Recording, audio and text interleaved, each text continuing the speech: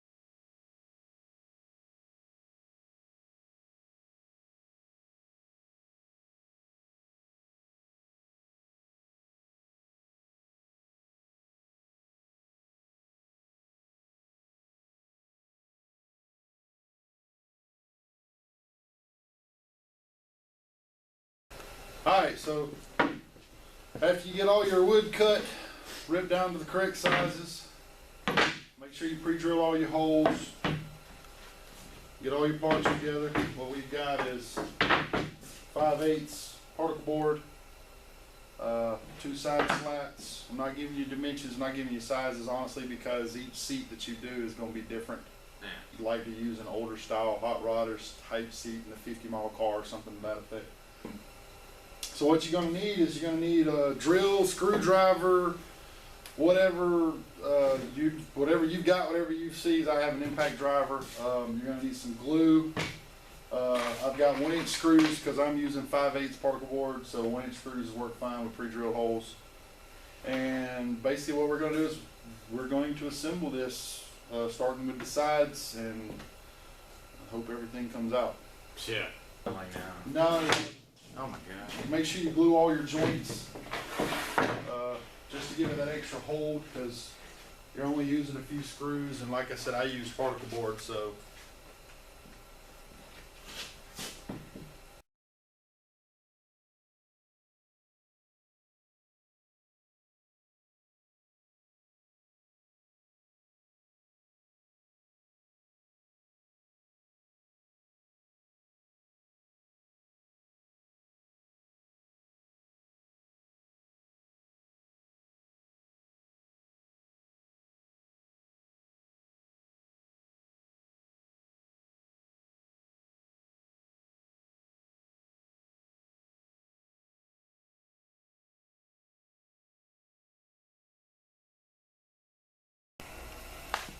Okay, so here we used 4 3-inch casters, 3-inch swivel casters, some 1/4-20 bolts, washers, whatever lock nuts I had lying around.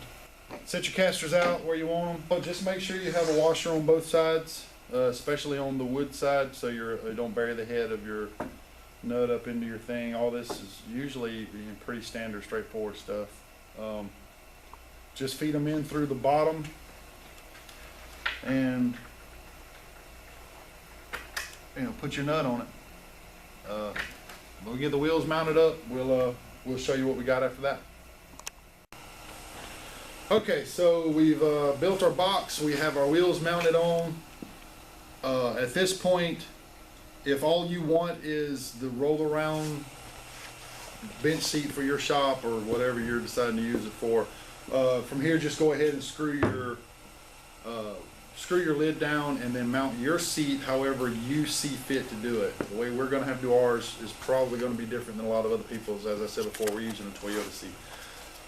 On that note, me and Gage actually decided that we wanted the lid to open so that we would have the extra compartment space for things like sandpaper and various just small tools we don't use all the time, guns, body parts, just various things that we have a tendency we need to keep up with. So we picked up these hinges from Home Depot. They're just cheap little $4 hinges, no biggie, and a clasp to make sure that it's all locked.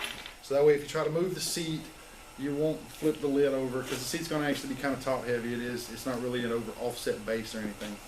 You're going to want to probably put some sort of strap or chain or something on this lid, so that way as you open it, if you do decide to use it as a shelving compartment, a storage compartment, that way the seat's going to want to flip back, and it's going to want to fall over anyway because it's going to be really top heavy. In our case, our seat is out of a '94 Toyota, so it actually folds down. It's a standard cab seat. So what we're going to do is we're actually just going to make sure we fold the seat down before we lift it up. But you want to make sure you got some straps on it or something, that way if you can overcome the balance, or if you decide to extend it behind it so that you can lift it all the way open, you're not going to want this thing to fly all the way back and have to try to pick it up. But on that note, we're going to put our hinges on our lid and get all of that squared away and worked out, and we'll be back to show you how we mount our seat. Now that you got your box built, you got your seat mounted, figured out how you wanted to mount it. As you can see, I had to put a 2x4 on the top because my seat actually had the legs that folded down. Some of your older model seats have flat. They bolt flat on the floor all the way across. I wanted to use my sliders. If you don't want to use your sliders, then unbolt the sliders and you'll have two perfectly flat mounting bolts to just bolt where you want it. I actually wanted to be able to slide the seat back and forth. I wanted to keep all the original stuff. Once you get your box built, you get your seat mounted, you get all your holes drilled and figure out how you want to bolt it in. I screwed mine in the front using 2.5-inch drywall screws. You can lag bolt it, whatever you want. The back will be bolted down with 5/16 by 2-inch bolts. Once that's done, make sure you wipe off your surface, of course, all that good jazz. You're probably going to want to primer it, but honestly, this is just something to roll around in the shop with, so I'm just going to slap some black paint on it. Anyway, all you have to do to put cup holders in is just drill you a 3-inch hole where you feel comfortable and drop you a piece of 3-inch PVC in it with a cap on it. Let's get to painting.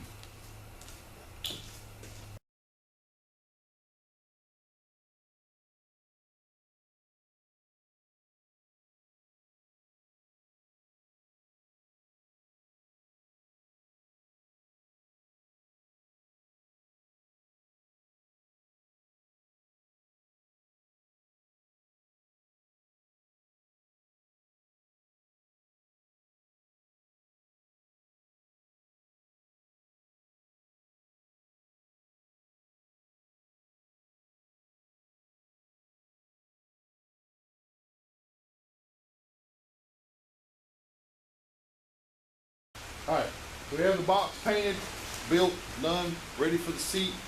Pretty much do whatever you got to do to make your seat mount right. We added a 2x4 to ours, so we're ready to set the seat up there and get it mounted, so we'll get that done.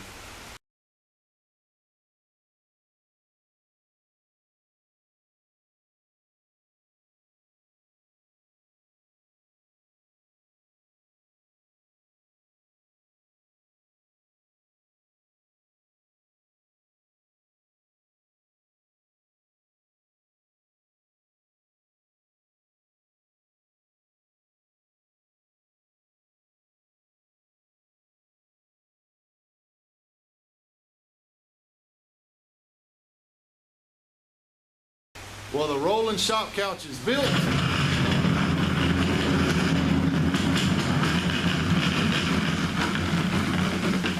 And apparently somebody likes it.